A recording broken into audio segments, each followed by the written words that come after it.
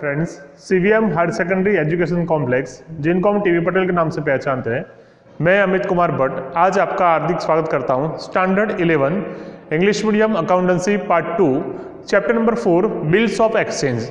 Friends, bills of exchange related theory हमने last 2-3 video में सीखी थी। फ्रेंड्स, उस टाइम हमने ऐसा कहा था कि गुड्स जब भी सेल करते हैं ऑन क्रेडिट, तभी ये हमारे पास हमारा रीज़न हमारे सामने आता है और उस टाइम पर हमें किस प्रकार से एंट्री करनी है वो हम सीख रहे थे।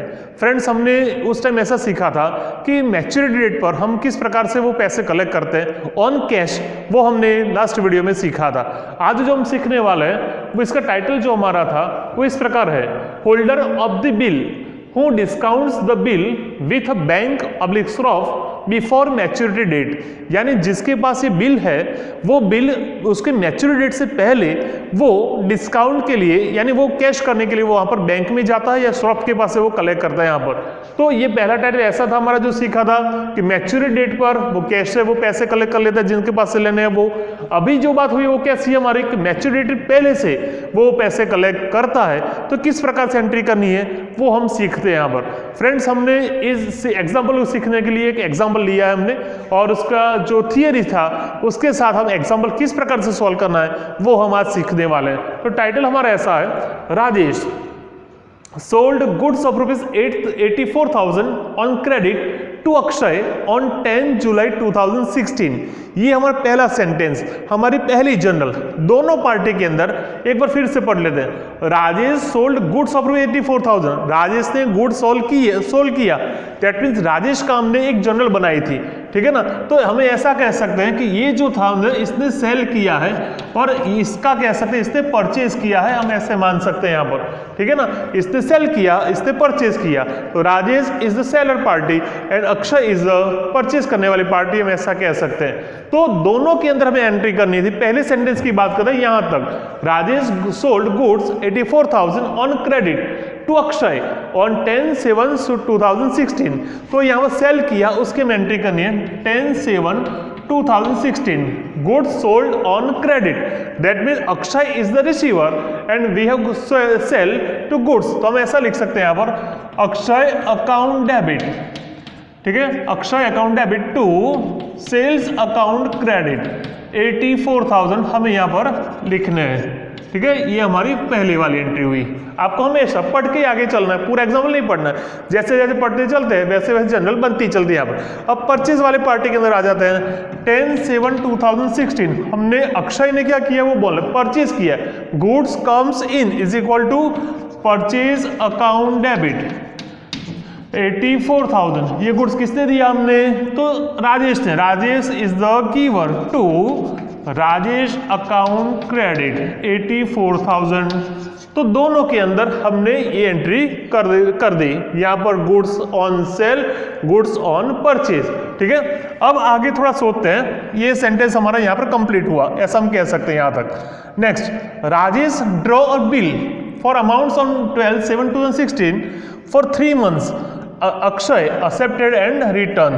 क्या किया, अभी हमने गुड सेल किया था तो राजेश ने क्या किया, उसने एक बिल लिखा किसके ऊपर, अक्षय के ऊपर। अक्षय आपको हमें पैसे लौटाने हैं और उसकी टर्म जो दी थी वो 3 महीने की थी, ठीक है ना।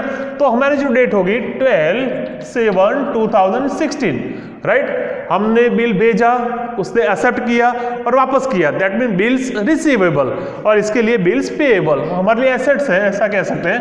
Bills receivables account debit to, ये किसने दिया हमें, अक्षय ने, to Akshay account credit ₹84,000। Friends, यहाँ पर लिखा था नेसेसरी अमाउंट, है ना। तो कितनी अमाउंट होगी हमारी 84,000। बिल्स हमारे पास आ रहा है यहाँ पर, अक्षय हमें दे रहा है, राइट, 84,000। यहाँ पर 12/7/2016 किसने एक्सेप्ट किया, तो हमारे पास पार्टी है Rajesh. Rajesh account debit to bills payable account credit 84,000। Friends जितने भी एग्जाम्पल हो गए तो ये दो एंट्री हमारे पास ऑलवेज हमारे पास आने वाली है, वो आपको याद कर देना था। यहाँ पर सेल की, यहाँ पर एक्सेप्ट किया उसकी, यहाँ पर परचेज की हमने एक्सेप्ट करके वापस की उसकी, ये हमारे पास आने वाली है। फ्रेंड्स अभी आपको याद कर देना है, हमें साइड में एक बार लिख देते हैं यहाँ पर कि हमारी मैच्योरिटी डेट कौन सी है, वो आप एक बार देख लो। हमने गुड्स को सेल किया 10/7/2016 के दिन हमने सेल किया अभी, ठीक है 10/7/2016। अब टर्म थी वो हमारी 3 महीने, तो 10/10/2016 एडिशनल 3 दिन 13/10/2016 ये हमारी मैच्योरिटी डेट हो सकती है, ठीक है। तो ये मैच्योरिटी डेट होगी कि हमने जब लिखा वो होगी, वो हमारे पास कंफ्यूजन रहता है पर। तो एक बार दूसरी बार काउंट कर लेते हैं, 12/7/2016 3 महीने और 12/10/16 और 3 दिन एडिशनल 15/10/2016। ये 2 प्रश्न हमारे सामने आते हैं कि हमें कौन सी मैच्योरिटी आपको याद करनी है। तो आपको याद करना है कि जब हमने बिल लिखा था उसी दिन से हमें मैच्योरिटी डेट काउंट करनी है। तो हमारी जो मैच्योरिटी डेट होगी वो 15/10/2016 रहेगी, नहीं कि ये, ठीक है। फिर से किस प्रकार से काउंट करते हैं, तो 12/7 के दिन हमने लिखा, 3 महीने की टर्म थी तो 3 महीने के अंदर ऐड किया 12/10/2016। हमें पता है कि हमें 3 दिन हमें दिए जाते हैं एडिशनल, तो 3 दिन हमने ऐड किए तो 15/10/16 हमारी मैच्योरिटी डेट होगी। लेकिन before maturity date what we do before maturity date, bill who discount the bill with a bank or shop, bank और शॉप के पास हम जाके उसको पैसे कलेक्ट कर लेते। कैसे, तो देखो 15/8/2016 एक्चुअली आपका 15/10/2016 आपकी डेट है मैच्योरिटी डेट, लेकिन 15/8/16 यानी 2 महीने पहले जाके आप उसको क्या करते हो, discounted this bill with bank at 10% discount, bank में जाके वो आप डिस्काउंट कर लेते हो। अब ये जो अक्षय था उसने उसके पास पैसे नहीं थे इसलिए उसे 3 महीने की टर्म दी थी, इसलिए यहाँ पर कोई परेशानी नहीं है। लेकिन ये 15/8/16 की एंट्री हमें यहाँ पर करनी थी, बैंक में जाके वो पैसे कलेक्ट कर लेते हैं। इस प्रकार से एंट्री होगी, bank account debit discount account debit to, ये बिल हमने दे दिया, bills receivable account credit, entry होगी हमारी 84,000, ठीक है। अब किस प्रकार से काउंट करना है वो आप देख सकते हो, 84,000 मल्टीप्लाई 2/12 मल्टीप्लाई हमारा 10% डिस्काउंट 10/100 से आप कलेक्ट करके आपकी जो वैल्यू होगी वो होगी करीबन 1400। हमारा ये कैलकुलेटर से कर देना, डिस्काउंट कैसे काउंट करते हैं वो 1400, डिस्काउंट माइनस होगा और जो एंट्री होगी 82600 में यहाँ पर लिखना था। Discounted before maturity date by Shroff और बैंक, हमें इस प्रकार से एंट्री करनी थी। यहाँ पर आपको लिखना है 15/8/2016, नो एंट्री, क्योंकि इसके लिए एंट्री होती नहीं है, राइट, क्योंकि उसने जो टर्म दी थी हमें 15/10/2016 की। अब सोचो कि 15/10/2016 आ रहा है यहाँ पर, तो यहाँ पर कोई परेशानी नहीं है, उसको तो पैसे मिल गए, इसलिए यहाँ पर लिखना है नो एंट्री, यहाँ पर एंट्री होगी नहीं। लेकिन यहाँ पर एंट्री करनी होगी 15/10/2016 की, क्या एंट्री होगी, bills payable account debit to bank account credit, entry होगी हमारी 84,000 की।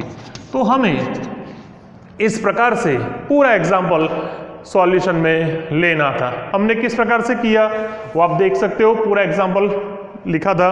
अब जब भी आपकी एग्जाम होगी तभी आपको इस प्रकार से ही आपको एग्जाम्पल सॉल्यूशन में लेना था। तो आज की बात जो थी कैसे हुई, हमने पहला जो सीखा था मैच्योरिटी डेट के हिसाब से कैसे वो पार्टी में पैसे दे रहे थे। अभी जो बात हुई कैसे, जिसके पास बिल्स है यानी होल्डर कह सकते हैं, होल्डर ऑफ द बिल, जिसके पास पैसे थे वो discount the bill with bank of before maturity date, यानी उसकी मैच्योरिटी डेट से पहले वो पैसे कलेक्ट करने जाते हैं। तो किस प्रकार से एंट्री करनी है वो आपको याद करना है। ऑलवेज आप याद कर देना, ये जो वाली फर्स्ट वाली एंट्री मेरे राउंड कर देना, फर्स्ट वाली और ये सेकंड, यहाँ पर फर्स्ट और ये सेकंड। तो हमेशा जितने भी एग्जाम पूछे जाते हैं इतने अंदर ये दोनों एंट्री कंपलसरी रहती हैं। चेंजेस कहाँ पे आते हैं, 3 नंबर की एंट्री जहाँ पर होती है वहां पर ये चेंजेस आने वाले थे।